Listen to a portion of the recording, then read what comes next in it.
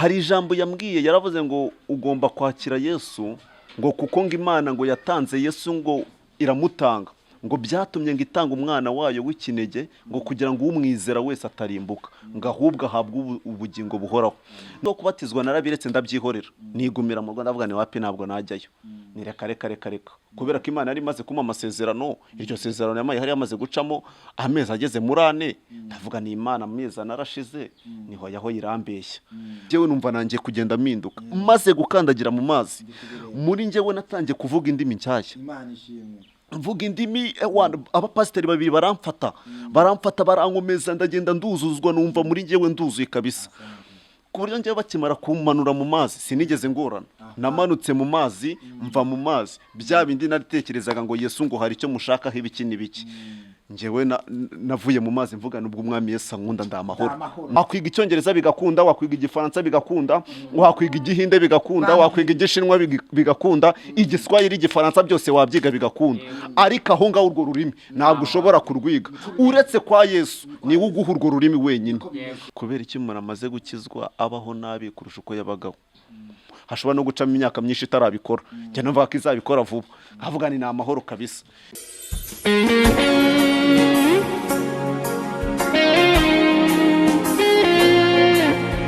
Yesu nashimwe, bakunzi b'ubugingo bushya Gospel TV, twongeye kubasuhuza mu izina ry'umwami wacu Yesu Kristo. Nkuko n'ubundi mubireba kuri kamera zacu, turi kumwe n'umutumirwa ugiye kutugezaho ubuhamya igice cya kabiri, kandi ndabizi neza ko mwafashijwe, abagiye batugaragariza ko bari kumwe natwe ku gice cya mbere. Imana ibaha umugisha, kandi reka n'ubundi mwongere musabe abibwire, cyane ko hari abantu babashaka kuba mubonye bwa mbere, abibwire amazina ye yombi kugira ngo dukomeze n'izindi gahunda. Murakoze cyane. Murakoze cyane, ndabashimiye kandi ndongeye ndishimye cyane kongera kugaruka ku bugingo bushya Gospel TV. Ndishimye kandi ndanezerewe, n'ukuri mwarakoze cyane. Mu by'ukuri hari abatanzi, amazina nitwa Ndayambaje Shabani, mvuka Kimisagara hano mu mujyi wa Kigali. Ndi umusore, mfite ababyeyi bombi nk'uko nabivuze ubutaha, mfite abavandimwe, nkaba ndi umukristo wa ADEPR cya hafi, paruwasi ya cya hafi muri kano kanya, nkaba ndi n'umuririmbyi, niho nkorera umurimo w'Imana, ahasigaye Imana iduhana umugisha. Murakoze cyane. Imana ishimwe kandi Imana ibaha umugisha cyane, nk'uko musanzwe mumaze kumenyera. Reka n'ubundi tuyifashe musenga Imana kugira ngo Imana ibafashe mu buhamya mugiye kutugezaho igice cya kabiri. Karibu no gusenga Imana. Mana data wa twese, ndagushimiye nyaguhora ku ngoma, izina ryawe nirihimbazwe. Uwiteka nyiringa Imana, ndagushimira kubw'umugambi mwiza udufiteho, kubera ko guhera mu buto bwacu wari udufiteho umugambi, kandi umugambi ufatika. Ni nayo mpamvu na n'uyu munsi wemeye ko mba ndi hano ku bugingo bushya Gospel TV. Nuko ubizi neza ko hari icyo ugomba kuvuga, hari icyo ugomba kubwira abateze amatwi cyangwa se abahanze amaso iyi TV. Niyo mpamvu ngusabye kugira ngo Uwiteka nyiringabo Imana, ibyo ngiye kuvuga si njyewe, ahubwo ngiye kuvuga ibyo wakoze. Ndagusabye kugira ngo uzubane nanjye, ndagusabye kugira ngo uburinzi bwawe bugaragare kuri njye, ndagusabye kugira ngo Uwiteka nyiringabo Imana, imitima iri bwakira aya magambo uyihe kugubwa neza kandi uyubake nk'uko wabishatse. Uwiteka nyiringabo Imana, ndagushimiye kuri Imana yumva gusenga. Gaho gwino ubane nanjye Uwiteka nyiringabo Imana, unanize imigambi y'abadayimoni mu izina rya Yesu. Gaho gwino ukore ibyo wifuje gukora. Ndagushimiye kuri Imana ibikoze mu izina rya Yesu. Amen. Amen. Imana iguha umugisha. Ni karibu no kugira ngo tugezeho igice cya kabiri, kuko aho twari twasubikiye mwari muri kutubwira uburyo Imana yabafashe muri mu gakiza, ndetse murakomera. Imana ibaha agakiza kayo. Kuri rya jambo batubwiye ngo kuko Imana yakunze abari mu isi cyane, byatumye itanga umwana w'ikinege kugira ngo umwizera wese atarimbuka. Iryo jambo tumenyesha amakuru y'uburyo ryagufashe mu bugingo. N'ubundi mwakomeza, ese mu rugendo rwo gukizwa byagenze bite? Ese mu buzima bwanyu ko mwari muri mu buzima bw'umubabaro, ubuzima bwo gukubitwa, ubuzima bwo kwicwa n'inzara, ubuzima bubabaje cyane, ese nyuma yaho ni byameze biti cyangwa Imana yakoze iki cyangwa mwakomeje n'undi murwaye intambara kugeza aho wenda Imana batabari. Ni karibu no kugira ngo mutubwire kandi rwose twishimiye kubana namwe. Ni karibu mukozi w'Imana. Murakoze cyane ndongenda bashimiye kandi ndanashimira abakurikiye kira gice cy'ubuhamya cya mbere cyatambutse ku bugingo bushya Gospel TV. Ndabashimira Imana ibaha umugisha kubera ko hari impamvu mwabyumvise, hari n'impamvu mwabyakiriye kandi byahinduye byinshi ku buzima bwanyu. Ntabwo nabura kubashimira. Mu by'ukuri mu gice cya mbere nari nasoje mbabwira ngeze mu rusengero, icyo gihe hari kuwa kane mu cyumba cyo kuwa kane. Maze kugera mu cyumba cyo kuwa kane bahamagaye abihana, ndihana narabibabwiye, ariko gusa maze kwihana nari namaze kwakira izindi mpinduka. Mvuga ni mu byari byo byose ukomeze ntabwo nabashaga kuba nahamya ngo nzapfa gutya. Nari namaze kugera mu kindi kirere. Noneho papa Messi twaje gutaha, ndagenda ndarya ndanywa nk'uko twari twabiganiriye ndataha.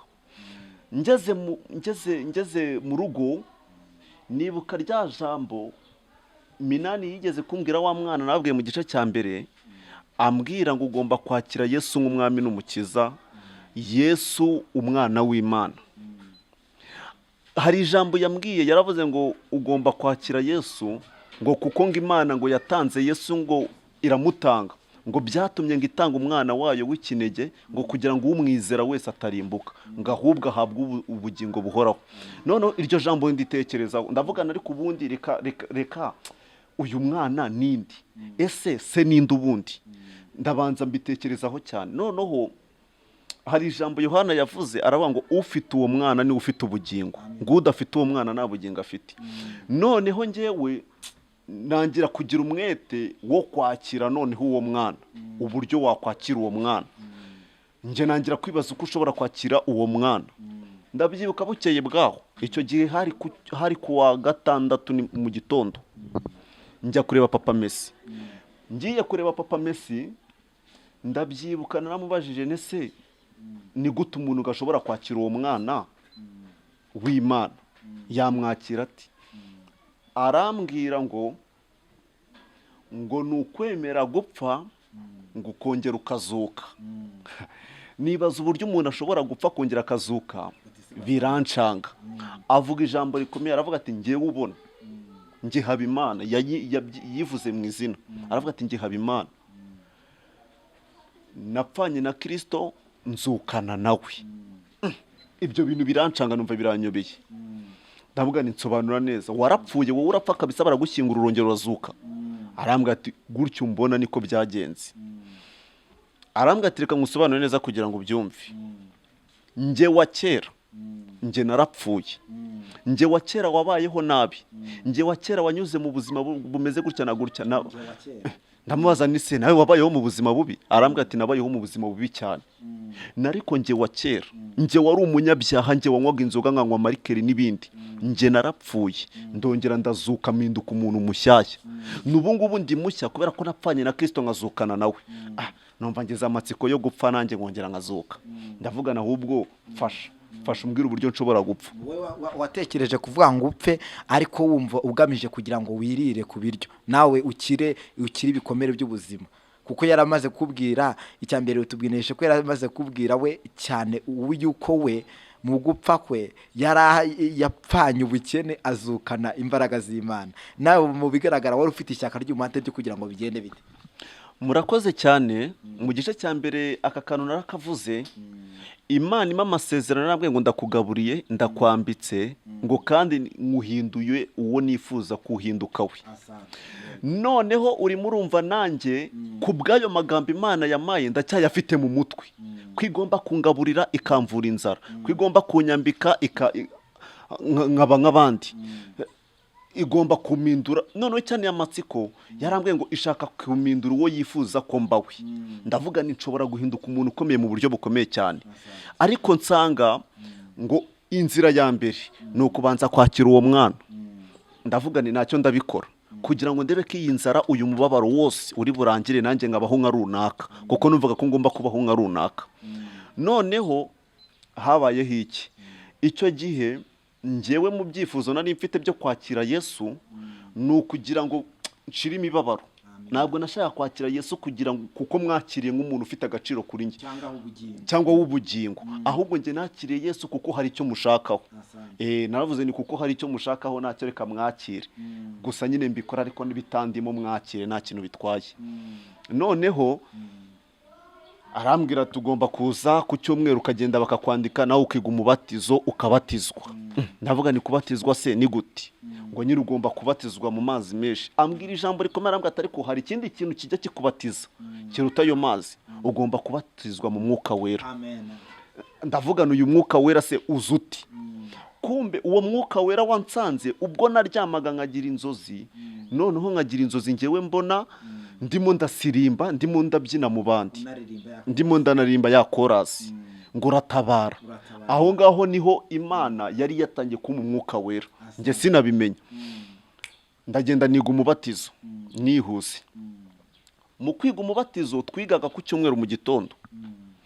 Noneho umunsi nigaga umubatizo, ku munsi wo kubatizwa ntabwo nigeze mbatizwa, hoya. Umunsi wo kubatizwa narabiretse ndabyihorera, nigumira mu Rwanda. Ndavuga ni wapi, ntabwo najyayo, ni reka kubera ko Imana yari imaze kumpa amasezerano. Iryo sezerano yamaye hari yamaze gucamo amezi ageze muri 4. Ndavuga ni Imana, amezi narashize, niho yaho irambeshya. Ndangije gusa nigumira mu rugo, ndongera njya kubatizwa bwa kabiri. Iyo nshuro ya kabiri nibwo nabatijwe. Ndabyibuka kwari ukwezi mu kwa 12 ku itariki 17 z'ukwezi kwa 7. Nibwo nigaga ngo mu cyahafi. Noneho nza kuza kubona akazi ko kujya gukora mu rugo ikaruruma, nako ikamunuza i Bugesera ahantu hitwa Igahembe. Noneho aho ngaho Igahembe niho nagiye gukora mu rugo. Noneho umunsi wo kubatizwa mabuja arambwira ati rwose ejo uzagenda ubatizwe, boss azajya i Kigali azaguhara ifuti. Boss isaha yitwa saa 1 zageze, boss akiryamye, kandi gahunda yo kubatiza ababatizwa bagombaga kugera kuri Yorodani saa 1, isaha yitwa saa 2, saa 3 bagombaga barangije kubatizwa. Ubu ndi Bugesera, saa 1 zirageze kandi ntabwo ndaza. Mu by'ukuri murumva Satani noneho nawe yahagurutse kuvuga ati uyu muntu noneho yancitse, byarangiye. Aravuga ati mu by'ukuri nanjye ngomba kugerageza uyu muntu nkamufata kabisa, none ndimo ndabona uyu munsi ashobora kubatizwa. Araryama saa 1 n'igice ziragera, nibwo yambwiye ngo ntabwo nyigiye mu mujyi, ngo jya gutega.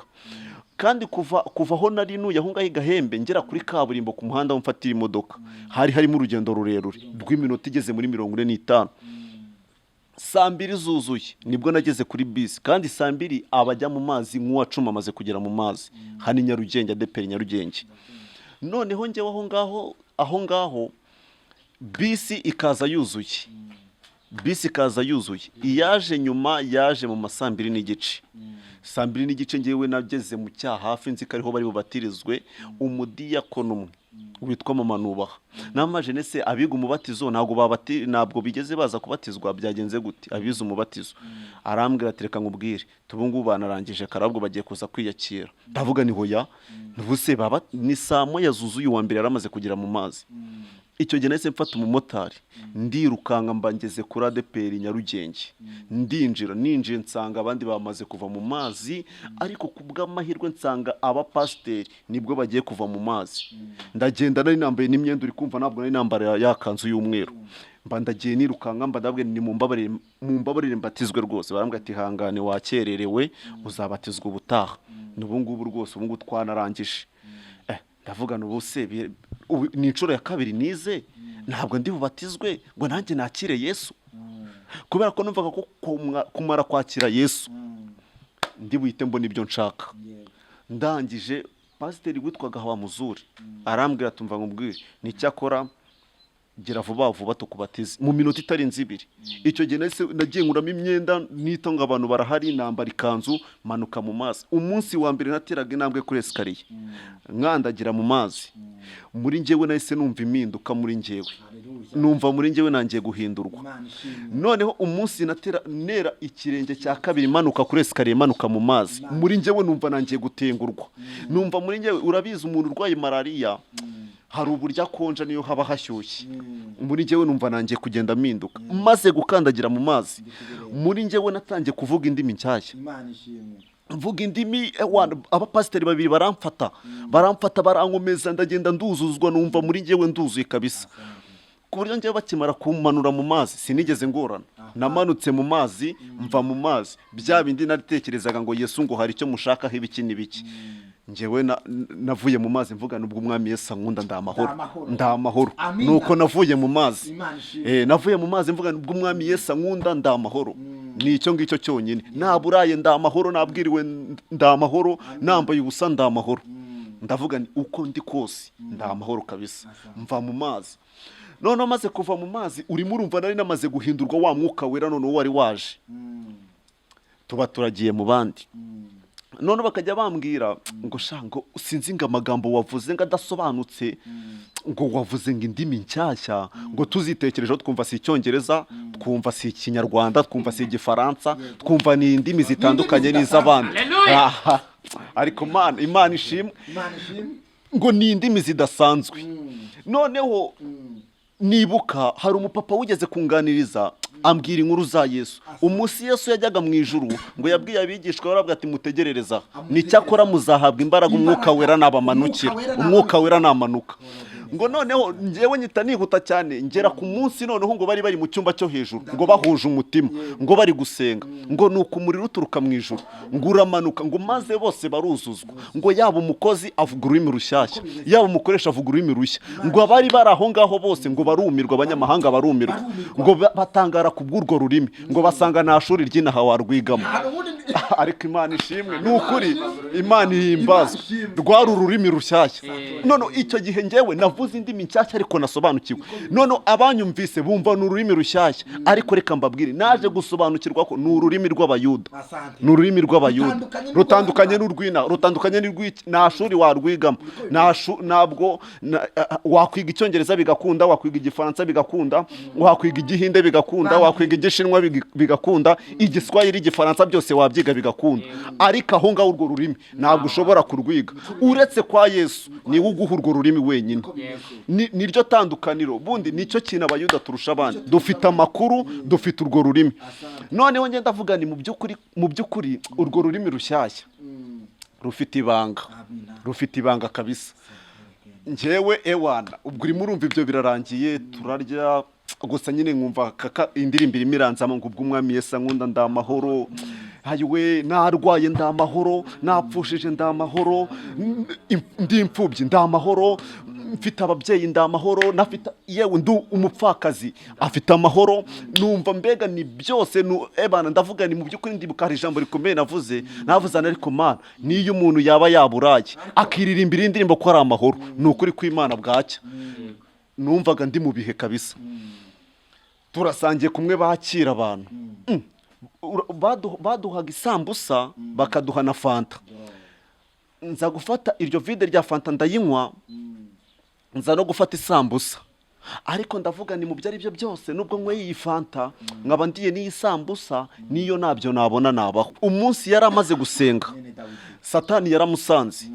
aramubwira ngo niba uri umwana w'Imana ufatira ibuye urihindura umutsima Yesu avuga ijambo rikomeye ryankomeje aravuga ngo umuntu ntabwo atungwa n'umutsima gusa ngo ahubwo atungwa n'ijambo riva mu kanwa k'Imana iryo jambo nari ndyicaranye ndavuga ni mu byo ari byo byose iyi Mana iyi sambusa nayirya iyi fanta nayinywa ariko ngomba kwimenyereza gusenga ku buryo nkavuga ni ibyo kurya n'ibyo bishyimbo ngiye kubihagarika fata umunsi wo kwiza kuko twebwe mu basilamu twakoraga ikintu cyitwa gufunga igifungo cya mwezi Ramazani no kuvuga ngo twaryaga saa 9 za mu gitondo tukongera tukarya saa 12 urimo urumva n'ubundi wariye saa 9 ariye mu gitondo kuba wakongera kurya saa 12 n'umwana muto yabishobora ni ibintu byoroshye ariko maze kugera muri ibyo bintu by'Imana nza kumenya ko n'umuntu akubita iminsi 7 nta kintu akojeje mu kanwa kandi bigashoboka ndavuga ni mu byari byo byose uyu muntu afite izindi mbaraga ndavuga ahubwo ndashaka kuba nk'uyu muntu nanjye maze kubatizwa ndabyibuka nahise ngira umuhate numva ijambo ry'Imana ririmo riranzamo kubera ko navuze niba umuntu adatungwa n'umutsima gusa ahubwo atungwa n'ijambo riva mu kanwa k'Imana, ni nanjye ubwanjye hari icyo nshobora kuvuga, nza kuza gusobanukirwa menya ko Bibiliya ari ijambo ry'Imana. Ndavuga ni iri jambo rishobora kuntunga kandi rigatunga n'abandi. Njyewe ubwanjye nyitangira umuhate, nabatijwe ku cyumweru, ku kindi cyumweru ku wa mbere, icyumweru kirangiye, icyumweru cyagikurikiye ndavuga ni njyewe nzabwiriza ku wa mbere mu materaniro, mu masengesho ngaruka kwezi y'urubyiruko, kandi habaga huzuye, hari ingeri nyinshi zitandukanye, abavuga butumwa kabisa. Ndavuga ni njye ngomba kubwiriza. Ndabyibuka umunsi navaga mu mujyi ngeze ku rusengero, uwitwa Ernest, perezida w'urubyiruko, yarambwiye ati se ko nshaka ko uyu munsi uri buyobore. Ndavuga ni ibintu natekereje, ntabwo nabimubwiye, none ansabye ko nyobora ibi bintu. Ndavuga ni ntawamenya, ndavuga ni sinzi gusa si bibaho. Ndavuga ni hoya ngenda ndabwiriza. Uri murumva none ndenze urwego rwo kuyobora, kuko iyo uyoboye ibyishu biharira abaririmbyi, ibindi ukabiharira abandi, ariko none uri kumva nikize mu mwanya w'ababwiriza, uri bwigisha. Ndavuga ni ndi bwigisha. Arambwira ati urakoze cyane, njyewe nacyo ndayobora, uri bwigisha. Ewana ngera mu iteraniro, noneho kumbe Satani dore nga nsanganire, arabanza afata amaso yanjye nyanyuza mu bantu. Arambwira ati reba uriya ureba arangije kaminuza, uriya ureba akora hariya ahembwa ya naya, uriya ureba ni umunyabwenge mu ijambo ry'Imana, arabwiriza cyane kabisa, aremerwa sana hano kuri paruwasi. Aba bantu uri bubahagarare imbere ubabwira iki, urababwira iki? Ndavuga ni se wa mugani koko, ubundi wa mugani nibyo, ubundi wa mugani sinjye wigize uwahatari. Ni nyamaze nubwo ndi kuvuga ngo nshaka kubwiriza, nabwiye Imana indi iri kumwe nanjye. Nyamara nirengagije ko iyo nza kuza kwibuka ako kantu yuko nageze ku rusengero perezida w'urubyiruko akatabinsaba, nagombaga kumenya ko hari Imana. Ndavuga ni ibi bintu ntabwo bikunda. Noneho ndavuga ni gusa nakundi, ubwoba buranyica kabisa, ku buryo natitiraga amaguru n'amaboko.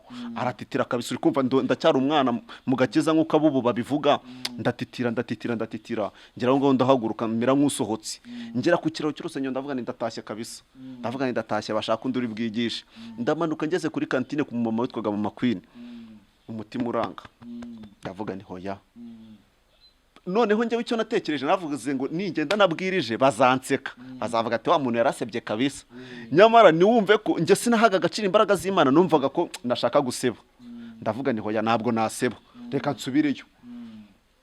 Mbatsubiye imbere y'iteraniro, nsanga noneho ni nawo mwanya wagezeho wo gusengera umwigisha. Perezida ansengeye. Ndavuga ni mu byari byo byose, iyo umuntu agusengeye wakira impinduka. Ndavuga ni sawa. Noneho amaze kunsengera, numva n'ubundi none ubwoba bwarushijeho kubaho.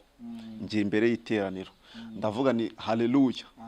Mbona benshi niba ari kundeba nibanyikiriza. Ndavuga ni bano bantu barimo baranegereje, bampinze kabisa. Ndavuga ni Yesu nashimwe, reka da. Ndavuga ni se ijambo ndibubaganirize ni irihe. Ndavuga ni munyemerere duhereze Yesu icyubahiro. Mbona hazamuye batatu niba ari bane. Ndavuga ni bano bantu kabisa, aha hantu sindi buhashobore, bampinze bansetse, nta kintu ndi buvuge ngo bikundi. Ngira gutya, ndavuga ni munyemerere dusenge. Nasenga nkagira gutya, nkabona benshi bari kundeba. Noneho ngira gutya, ndavuga ni mu byari byo byose ngiye kugerageza nsenga Imana. Ewana ndasenga, mbwira Imana, ndabwira ni Imana, mbabarira uzubane nanjye muri kano kanya, umpa imbaraga. Noneho icyaje kubaho muri ako kanya, Imana yaranyemereye, irazibana nanjye. Noneho muri ka kanya nakagombye kwigisha ijambo ry'Imana, Imana numva imaye intego y'ubuhamya. Irambwira ati ahubwo wowe intego wakagombye kugeza kuri aba bantu ni ubuhamya, babwira ubuhamya. Njyewe ubwanjye ndavuga ni sawa, reka nze mvuga ubuhamya. Mbabwira ubuhamya. Noneho ugasanga harimo n'ubusekeje, bamwe bagaseka. Kumva uko barimo baraseka niko bari kugenda babyishimira, bishima. Noneho nza kugera ku bifatika. Ahasigaye abakobwa bararira, abasore bararira, abantu barafashwa, baragenda buzura imbaraga. Ku buryo hahandi buri wese, umukobwa ndabyibuka umukobwa witwaga Justine, yarawugutse arambwira ati reka nkubwire, Imana igukoreye ibintu bikomeye cyane kubw'uyu munsi. Guhera aho ngaho ni naho Imana yahise ima imbaraga z'ijambo ry'Imana. Numva imi byo kuvuga, imi byo kubwira abantu, ariko icyo wenda nagiye muri byinshi cyane, ndashaka kubwira wa muntu wabaye muri bwa buzima nabayemo, bwa buzima bubi. Uyu nguyu utaremeraga Imana, utaremeraga umwana wayo, hanyuma ahangaha kuri uyu munsi wa none, iyi Mana ndayemera, uyu mwana ndamwemera, ndi umugabo wo kubihamya. Kubera ko hejuru y'inzara, hejuru y'umubabaro, hejuru y'imibabaro yose nanyuzemo, naje kumenya yuko hari amahoro Imana iha abantu bayo. Kuko kugira ngo ndirimbe ngo naburaye ndamahoro, nabwiriwe ndamahoro, ubwo urimo urumva bya bintu Imana yambwiye, ariko nubwo yabimbwiye ndi kurema ngo ndamahoro, ariko ndi kuvuga ni nacyo, kuko sinari namenya ko hashobora no gucamo imyaka myinshi itarabikora. Njye numva ko izabikora vuba, nkavuga ni amahoro kabisa. Noneho bwa buzima rero nari maze kugiramo, maze gukizwa. Urimo urumva mu buzima busanzwe nabayeho nabi, naho maze kwakira Kristo, nakira ikintu gikomeye cyane cy'uko ngomba kubaho neza nakire Kristo. Ndagenda mbaho nabi kabisa, kurya bibi bibazo, kunywa bibi bibazo, imyenda nari nifitiye ndi umupagani irarangira, nsigarana ikote rimwe. Ndabyibuka nari mfite ipantaro,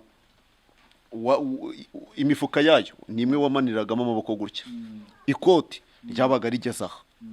Ni uwo mwenda nagiraga wonyine, niryo ryonyine, niryo gukorana, niryo kujyana ahantu. Kugeza umunsi umwe, umukobwa umwe nashaka kuvuga izina twaririmbanaga, yaravuze ati se uhora mu ikote rimwe, kuki uhora mu ikote rimwe? Ndavuga arankomeretsa, icyo cyambereye igikomere nacyo, guhora mu mwenda umwe. Kugeza naho ngo nubwo gusenga nagiraga isoni zo kujyayo, nkavuga ni ubu ngubu ndajya gusenga mfite umwenda umwe, ndajya gusenga niba ari bunseke, ndavuga ni hoya. Ariko gusa nkagerageza aho ngaho nkajya. Noneho inzara yo yarandiye. Reka mbabwire bene data, niba waragize inzara,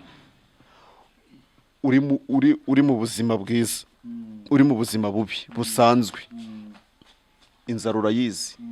Hari uburyo umuntu ashobora kubaho neza bitewe na famiye afite, uwo muntu nagira inzara, ariko yamara kwinjira mu murimo w'Imana, Imana ikamwigisha ishuri ryo kwicwa n'inzara, akagira inzara, ikamwigisha ishuri ry'inzara. Nje narashonje handi n'ibishyimbo rwose na y'amazi nayabona, ndavuga ni iyi Mana yaravuze kabisa, kuko navugaga ko yavuze tu kandi igomba kubikora. Noneho hari umuririmbyi akunda kuririmba akavuga ngo ngiyo urugamba rukomeye ruba rugiye kurangira. Ndavuga ni ibyo byose rugiye kurangira kabisa. Kugeza twe dufite umushumba umwe, njyewe naricaye ngabona ku rusengero, ngabona umurongo batanga amaturo, bari kugenda batura cyane, ni benshi bari ku murongo babyigana, abatuye inote, abatuye ibiceri. Ndavuga ni ahantu ntabwo wakwicwa n'inzara, ni muri ADPR kabisa, ahangaho bazangaburira sinzicwa n'inzara. Iterano rirangiye, negera uwo mushumba, kubera ko icyo gihe ukumva nari narakakaye, inzara yaranyishe, imyenda nayo mfite umwenda umwe. Ndavuga ni se mushumba, wanyemereye nkagira icyo mwibariza? Ni nta kibazo, mbaza shambaza vuba vuba, agira umbaze ngende. Ni none kubera iki umuntu amaze gukizwa abaho nabi kurusha uko yabagaho? Ambwira ijambo rikomeye, arambwira ati reka nkubwire, aho wabaga naho ugeze ni mu buryo bubiri. Wabayeho uba mu maboko y'umwanzi, aho ugeze uri mu maboko y'Imana, ugomba kubona itandukaniro. Noneho muri iryo tandukaniro hari ubuzima wabayemo, hari n'ubwo ugomba kubamo. Ndavuga ni hatari. Arambwira ati gahorero baye. Ndavuga ngo se na n'ikintu wangurira? Arambwira ati reka nkubwire, tishati nta kintu dufite, ihangane. Ndavuga ni koko abantu batuye amafaranga angana kuriya bamburemo n'igiceri n'ikicumi koko? Biramba sinzi ko nageze imbere agatima yumva agatima karaje. Arambwira ati umva shaka gaho ugenda baguha inoti ya 500 hariya. Ndavuga ni Imana ndagushimiye, amasezerano arimo arasohora. Ndavuga ni ndagushimiye.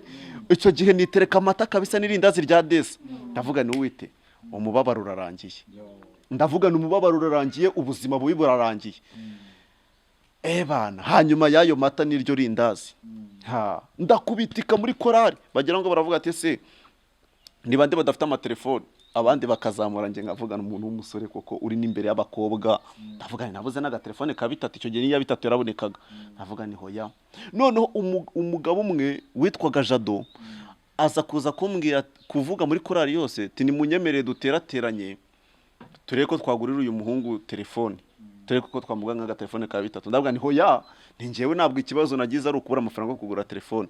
Ni hoya, telefone nzayigura nta kibazo, nuko hari utuntu ndi gushyira ku murongo, ni mwebwe. Noneho ndavuga ni kabisa njyewe telefone muyihorere, telefone nayo nshaka meze neza nuko hari utuntu ndimo ndashaka kubanza gukemura, nitumara gukemuka njyewe telefone nzayigurira. Bana ndahamya ndavuga ni njyewe ntabwo abantu bagiye gukusanya ngo bangure telefone y'ibihumbi 3 ndi umuntu w'umusore. Ndavuga ni hoya mfite Imana niringiye, mfite Imana hari icyo yavuze kandi igomba kugisohoza. Ndavuga ni hoya noneho mbaho gutyo, abambwira ngo mura mu mwenda umwe, ikote ryacitse, barambwira ati se kuhora mu ikote ryacitse, ibyo ndabyirengagize nkorera Imana gusa nyine nkavuga ni mu byari byose Imana imibyo nyeneye, ariko Kristo we yarazi ibinkwiriye. Noneho muri ubwo buzima bwose nanyuzemo bubi butari bwiza, hari aho nageze noneho 2019.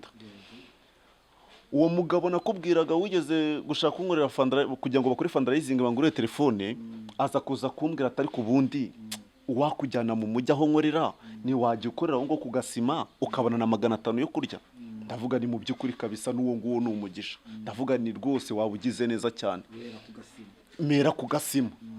Bana kugasima ndahicara nkagira amahirwe nkabona inoti ya 500, nkavuga ni Imana. Abantu badukurikira ariko batazi kugasima nabwo wasa nk'ubivugaho neza kuko kugasima ni imvugo y'abantu bakunze kuba bari muri business ku muhanda cyangwa bari mu bintu by'ubucuruzi cyangwa bagiye batandukanye babizi, ariko nk'umuntu wabyumva bwa mbere kugasima bisobanuye iki? Ni ukuvuga ngo kugasima ni nko ku ndege. Ku ndege nabwo hari abatabisobanukiwe.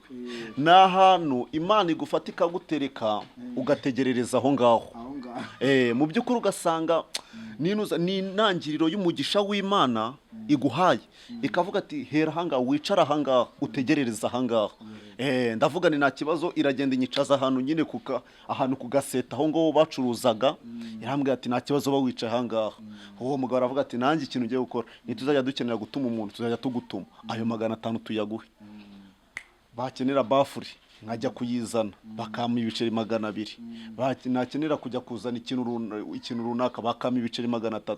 Ndabyibuka umunsi umwe nazanye bafure 8 nzikura ahantu hitwa komerisiyari nzizana ruguru y'isoko, bami ibiceri 800. Ibyo ndabyibuka, ariko gusa kubw'imvune umubabaro ibyo narabyirengagije. Bitewe n'iki? Bitewe nuko nubundi hari icyo nari nyeneye, kandi nari nyeneye amafaranga, ariko mbona nangiye kutubona. Ariko aho ngaho naho haje kuvuka ikibazo gikomeye. Naje kuhahagarikwa, barambwira ati noneho wowe bawisubire muri quartier, ndabona abataka bamaze kuba beshi. Bawisubire muri quartier. Noneho uyu munsi reka ntembihuza n'ubuzima ndi mu uyu munsi.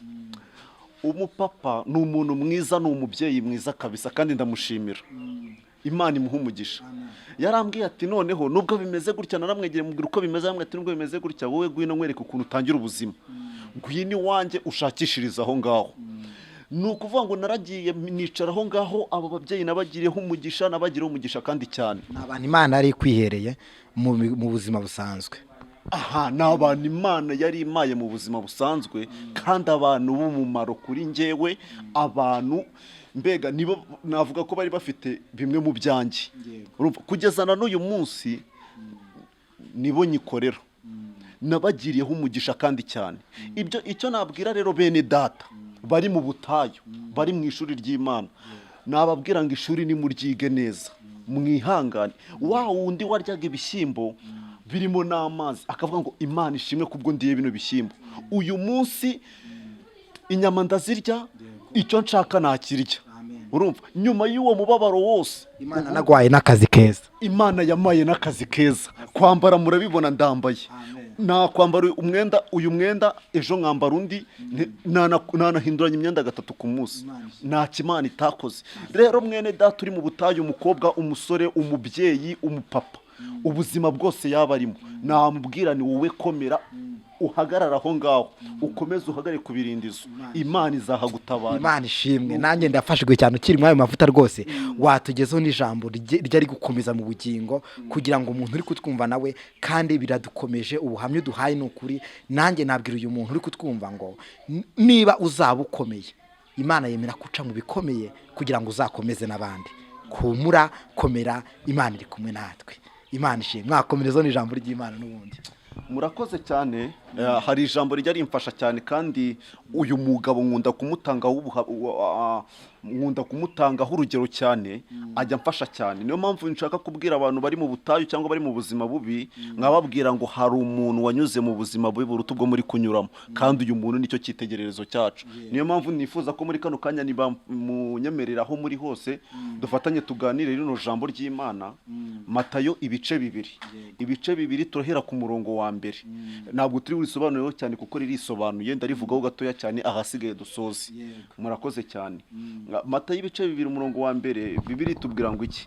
Biratubwira ngo Yesu amaze kuvukira i Betelehemu mu gihugu cy'i Yudaya, ngo ku ngoma y'umwami Herodi haza abanyabwenge baturutse iburasirazuba bajya i Yerusalemu, barababaza bati, umwami w'abayuda wavutse ari hehe?